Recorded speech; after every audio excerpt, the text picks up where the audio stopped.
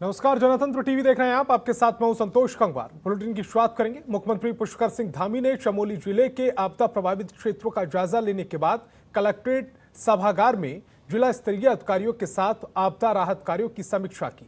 उन्होंने आपदा के बाद से बंद पड़े मार्गों, क्षतिग्रस्त बिजली और पेयजल लाइनों को जल्द से जल्द बहाल करने और आपदा पीड़ित परिवारों को हर संभव मदद पहुंचाने के अधिकारियों को निर्देश दिए हैं। मुख्यमंत्री ने स्वास्थ्य विभाग को भी प्रभावित क्षेत्रों में मेडिकल सुविधा और दवाइयां पहुंचाने के निर्देश दिए। वहीं सीएम ने लोक निर्माण विभाग को आगामी 7 नवंबर तक सभी सड़कों को गड्ढा मुक्त बनाने के निर्देश भी दिए हैं। कहा है कि इसमें किसी प्रकार की लापरवाही ना की जाए। में भी काफ़ी नुकसान हुआ। 125 सड़कें बंद थी, 8 पुल जो है क्षतिग्रस्त हुए हैं। अभी 125 में से 92 खुल गई हैं, 33 अभी बंद हैं, उनको भी जल्दी खोलने की प्रक्रिया हो रही है। उसी तरह से प्रधानमंत्री ग्रामीण सड़क योजना में 83 बंद थी, उसमें से 40 खोल दी हैं, अभी 43 बंद हैं। विद्युत विभाग के भी 450 पोल क्षतिग्रस्त हुए हैं, 10 ट्रांसफार्मर क्षतिग्रस्त हुए हैं। और सिंचाई विभाग पेयजल योजना भी 54 क्षतिग्रस्त थी, जिसमें से 46 अभी इन्होंने ठीक कर दी हैं और जो बची हुई हैं उसको भी ठीक कर रहे हैं। हम लोगों का चूँकि आपदा में सभी जगह सड़कें भी जो बंद हैं, पुल बह गए हैं, पशु हानि हुई है, कहीं पर जन हानि हुई है।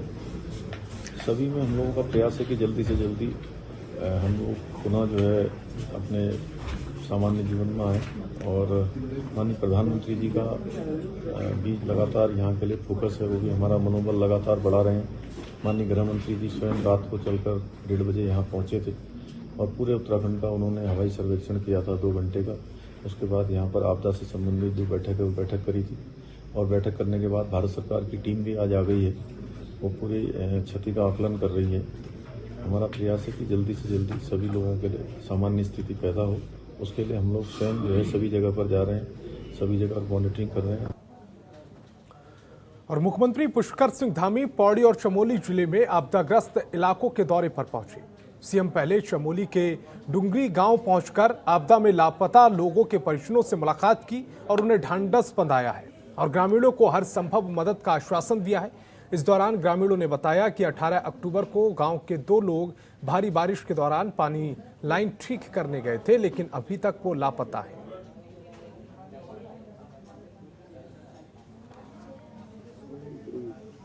बड़ी दुख की बात है, बड़ा दुख हुआ है हम लोगों को यहाँ पहुँच के कि हमारे इस गांव के दो लोग असमय जो है काल में समा गए हैं। और 19 तारीख को जो आपदा आई थी उसमें दोनों लोग मलबे में दब गए हैं। हम लोग परिजनों के साथ हैं।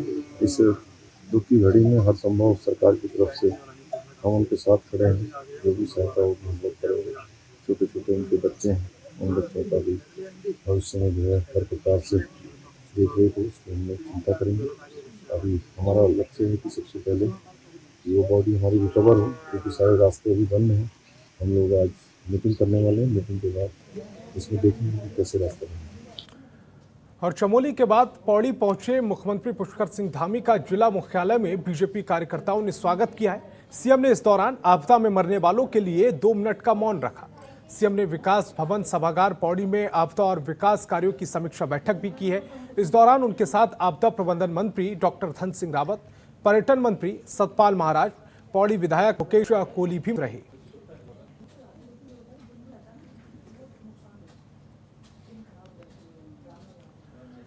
और बीजेपी प्रदेश अध्यक्ष मदन कौशिक आज आपदा प्रभावित क्षेत्रों का दौरा करने लालकुआ पहुंचे, लेकिन आपदा प्रभावितों के विरोध की संभावना के चलते वे प्रभावित क्षेत्र का दौरा करने बगैर ही लौट आए हैं। हालांकि इस दौरान उन्होंने कुछ कार्यकर्ताओं से मुलाकात कर बारिश के चलते खेती में हुए नुकसान का जायजा लिया। आपको बता दें कि बीते दिनों प्राकृतिक आपदा से बिंदु खत्ता गौला नदी के आसपास के मकान, सड़कें और बिजली के पोल सहित उपजाऊ खेती पूरी तरह से बर्बाद हो चुकी है, जिसके बाद से नेताओं का आना जाना लगातार जारी है, लेकिन राहत के तौर पर अभी तक किसी भी पीड़ित को आर्थिक मदद नहीं पहुंचाई गई है, जिसको लेकर ग्रामीणों में खासा नाराजगी है।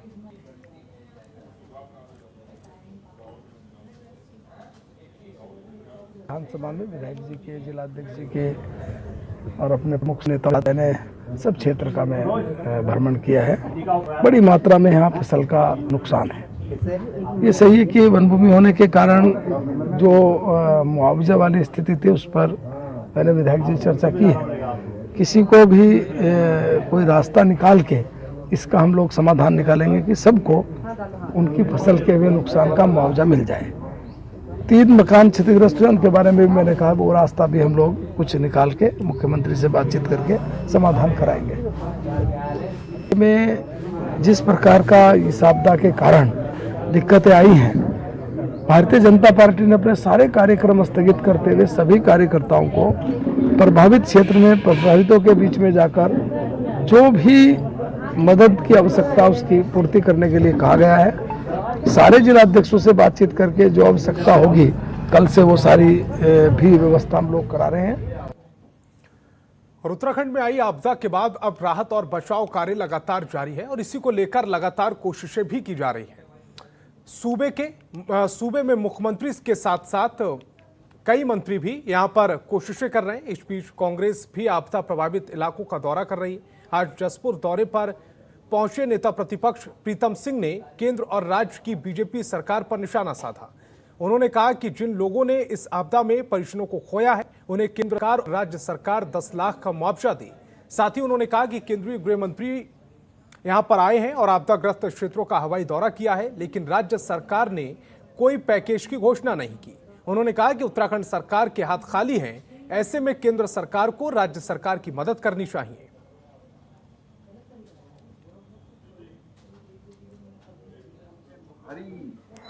बरसात हुई, कई जगह बादल फटे और उसकी वजह से व्यापक स्तर पर जनधन की क्षति हुई है।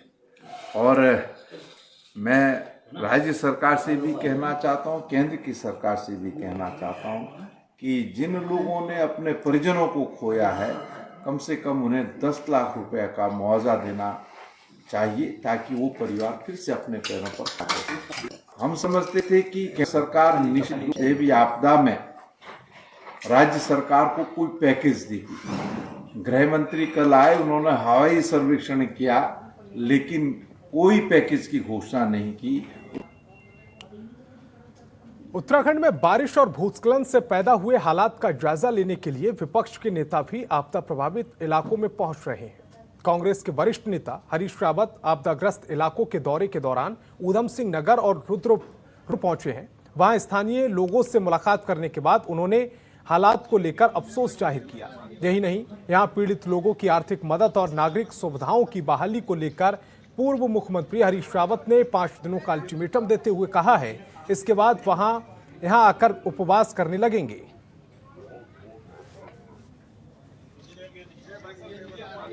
देखिए, पेट्रोल डीजल के दाम, भाड़ा के दाम बढ़ने के कारण सब्जियों के भी दाम बढ़ गए हैं, खाने पीने की वस्तुओं के दाम बढ़ गए हैं। आज देखिए टमाटर। और उत्तराखंड के पूर्व मुख्यमंत्री हरीश रावत को पंजाब कांग्रेस के प्रभारी पद से रिलीव कर दिया गया है। साथ ही उत्तराखंड चुनाव के लिए पार्टी ने हरीश रावत को चुनाव कैंपेन कमेटी का अध्यक्ष बनाया। आपको बता दें कि हरीश रावत ने खुद ही हाईकमान को पत्र लिखकर पंजाब के प्रभारी पद से मुक्त करने की मांग की थी। हरीश रावत का कहना है कि वो आगामी विधानसभा चुनाव को लेकर उत्तराखंड में फोकस करना चाहते हैं।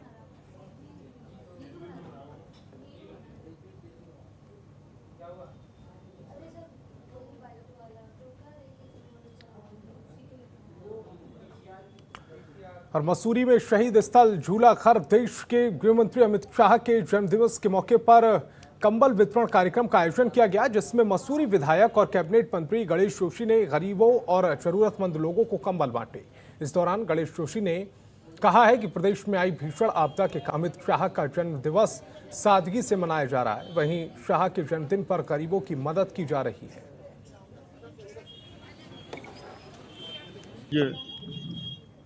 देश के गृह मंत्री, कुशल नेतृत्वकर्ता,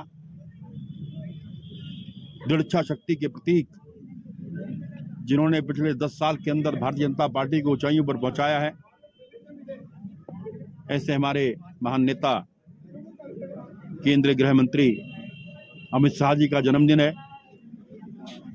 क्योंकि हम लोग आज शोक में हैं, क्योंकि भीषण आपदा कुमाऊं गढ़वाल में आई है, जनहानि भी हुई है। ऐसे में हमने हमारी पार्टी ने सारे प्रोग्राम स्थगित किए हैं, इसलिए हमने सोचा कि मिष्ठान वगैरह न वितरित कर कर पंडित दीनदयाल उपाध्याय जी का वो चिंतन, वो विचार कि समाज के अंतिम पीढ़ी के अंतिम व्यक्ति तक विकास की लहर पहुंचनी चाहिए। आज कुछ लोगों को, क्योंकि मसूरी में ठंड शुरू हो चुकी है, हमने उनके जन्मदिन पर कंबल वितरित किए हैं। और उत्तराखंड राष्ट्र निर्माणकारी आंदोलन संगठन के तत्वाधान में शहीद स्थल झूलाखर पर आपदा के दौरान अपनी जान गंवाने वाले लोगों को श्रद्धांजलि अर्पित की गई। इस मौके पर उत्तराखंड पर्यटन और तीर्थाटन समिति और आम आदमी पार्टी के कार्यकर्ता भी मौजूद रहे। राज्य आंदोलनकारी प्रदीप भंडारी ने बताया कि आपदा के दौरान कई लोगों ने अपनी जान गंवा दी और सैकड़ों लोग घायल हुए हैं। साथ ही लोगों के मकान भी इस आपदा में ध्वस्त हो गए, जबकि मवेशी भी बाढ़ और बारिश की चपेट में आ गए। श्रद्धांजलि सभा के दौरान प्रदीप भंडारी ने कहा है कि आपदा से प्रभावित लोगों के लिए सरकार जमीनी स्तर पर कार्य करे और जान गंवाने वाले लोगों के परिवारों को शीघ्र आर्थिक सहायता उपलब्ध करवाए। इसके कारण हमारी जनता को आपदा का सामना कर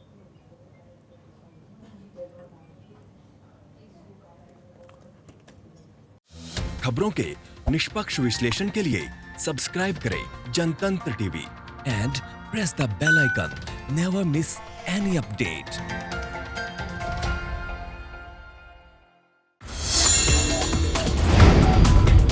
Download the Janatantra TV app, available on Google Play and App Store. Download it now.